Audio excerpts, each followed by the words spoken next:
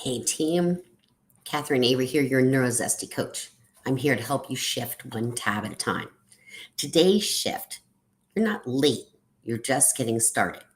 But first, I want to circle back to last month because we were talking about mending the nets. And as we do every July, business manager extraordinaire CJ and I took a really long, hard look at the background in our business. We looked at what's running well, what's not, where do we need to add, delete, or make more improvements? I quickly saw that I had way too many photos and needed to get them organized. And that our clients were excited to jump in on this action. That's why we ended up creating the Organized Dish online program, which I'm not selling you today because we're already deep into it. We're in week 2, and we're loving seeing how our long term and new clients are moving forward with decluttering emails, files, and folders, getting updated systems for their digital life in general. Teaching these skills is so much fun, and I keep adding bonuses. One of my new group clients in this group cannot believe that we would set up a file and folder system for her with words she uses that will make it most friendly for her ADHD brain to find them. Here's an example. I always say archive. That's where I put any files that I'm just not wanting to deal with right now. But that category for her, that word felt way too important, too imminent, like it wasn't going to make her kind of chill about it. So she created a folder called Later, which makes perfect sense, right? And another client is setting up a better system for emails because it's not just about decluttering today, it's about setting up systems that will work for our uniquely wired brains in the long haul. In fact, I encourage my clients to start from today and to stop beating themselves up for the past. So, lots to talk about today. In our systems review, the one CJ and I did, we realized that most of my clients are midlife diagnosed women. So, my job going forward, the Shift Show is going to speak primarily to that audience. If you're a guy, if you identify as male, and you're following me now, thanks. That's awesome. You're certainly still welcome here. Content's going to have more of a female slant. And if you'd rather put pins in your eyes than deal with some of those topics, well, you can stop watching right now. Or you can follow some of the great men I know personally in the world of ADHD. They're Ari Tuckman, Cameron Gott, Aaron Croft, Eric Tivers. There's also a men's ADHD support group run by Mark Aldevar, John Hazelwood, and Shane Threat, all of whom I met at the International Conference on ADHD. And I can tell you, these guys are absolutely amazing. Okay, sip of water and let's do this. Midlife and ADHD. If you've been diagnosed with ADHD in midlife, or you're standing at the edge of that realization, you already know this isn't just a label, it's a remembering, it's a reckoning. And if you're anything like me, it's also a huge emotional unraveling. Let me tell you what no one tells you about being diagnosed in midlife. I'll start with my story because I grew up wondering why I was different. Like, why was I so stupid? Why couldn't I just turn my work in on time? Why was school so stick pins in my eyes, boring? I used to literally do my homework on the bus going to school just to make it exciting. Like, could I get it done before I got there? And why was math such an epic struggle for me? I spent years in therapy grappling with anxiety and depression. And I want you to know it's not unusual for women to be diagnosed with anxiety instead of ADHD. You might have both, don't get me wrong, but I'm just saying you might be using anxiety to mask the ADHD. So while I haven't struggled with depression in a long time, I still have to manage my anxiety. But managing my ADHD tamps down a lot of that anxiety. It was coming out of that.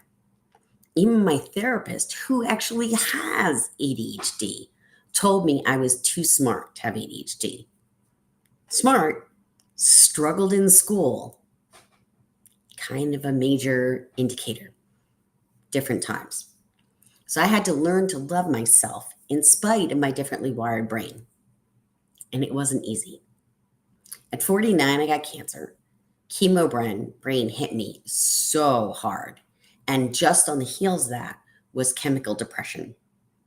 I could barely function. My business faltered. I couldn't remember words like lumber. It's a funny story in retrospect, but I used to be a commercial interior designer. That was not good. Definitely a major problem. So after years of making sure I was on time, hello, anxiety, I was now late to everything. And I kept asking myself, why do I always lose my keys, my phone, my wallet, my glasses? Why can't I get it together? I had working systems until I didn't. The wheels were off. No way this was just chemo brain.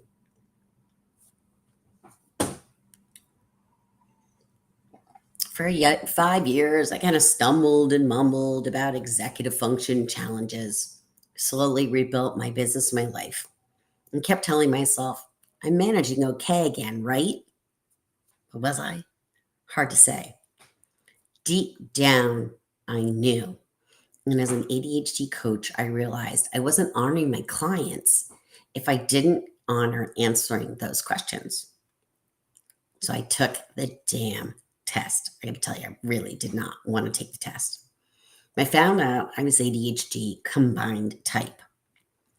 No surprise, really. Just confirmation. And I really want you to hear that. You probably already know getting that confirmation is unbelievable.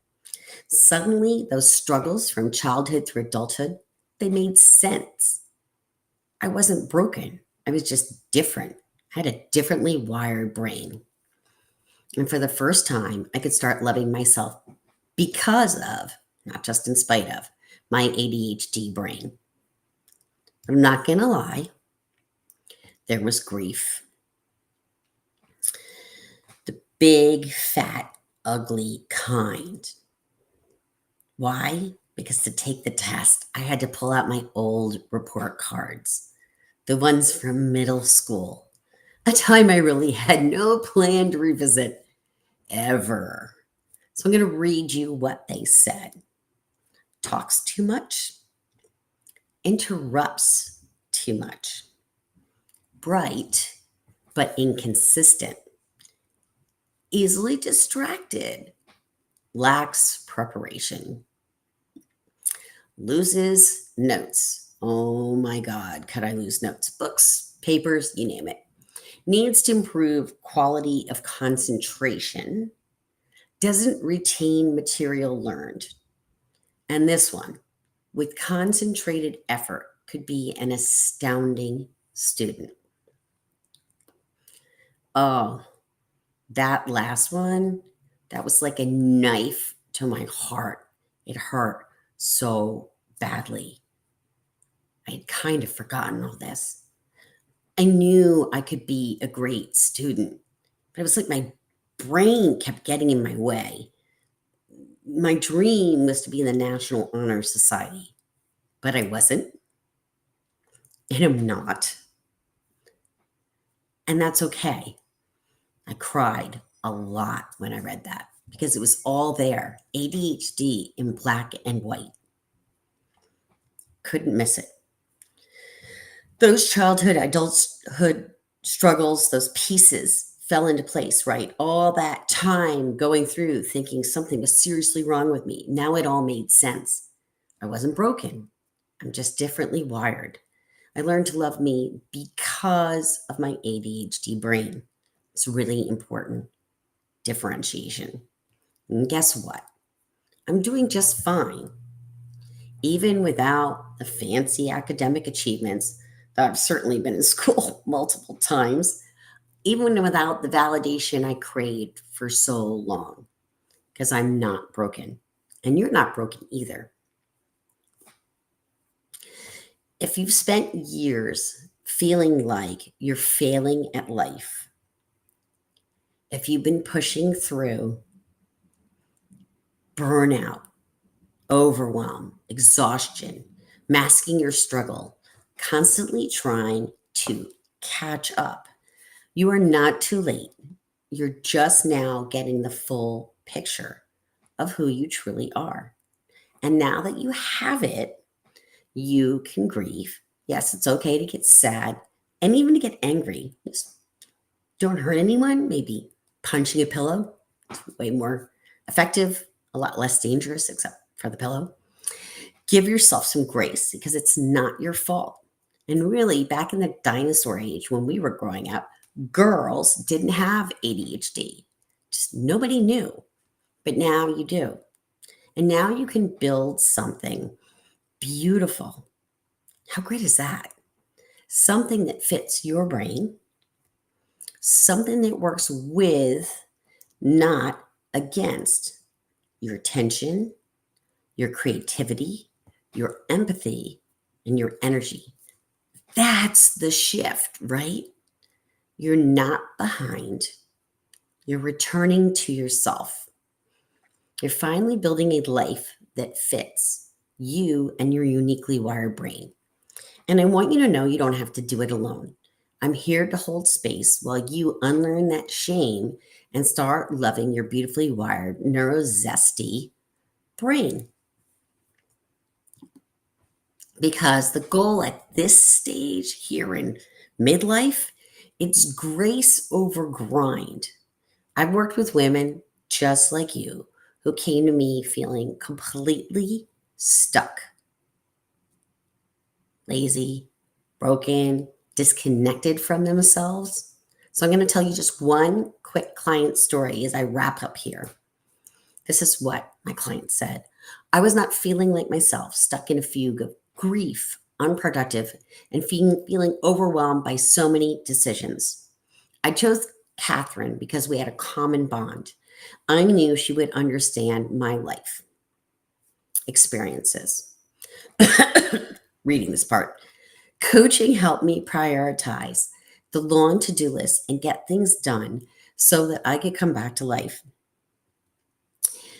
I organized many of the details, streamlined my business systems, and became much more selective about my clients, all while making more money. Sweet, right? That's what this work is about. That's where coaching can help you. It's not just about getting things done, it's about coming back to life. It's not about hustling harder, it's about slowing down enough. And remember, I talked about that power in the pause. So, slowing down enough to hear yourself again, to find that energy underneath the overwhelm. It's there somewhere. You might need to take a big old rest. It's coming back to remembering who you already are because getting things done isn't the goal. Well, getting things done is a goal, but getting your life back is the big goal. So let's build a rhythm that honors your energy, your story, and your truth, one tab at a time. You're not late. You're just getting started. I want to thank you for watching. If you're watching on YouTube, or even if you're not, and you love this and want to share it, maybe every like, subscribe, and comment helps this message reach more neurozesting, high achieving, overwhelmed women who deserve support. Thanks for being a part of the shift. Thanks. Last but not least, remember, you're not broken, you're brilliant.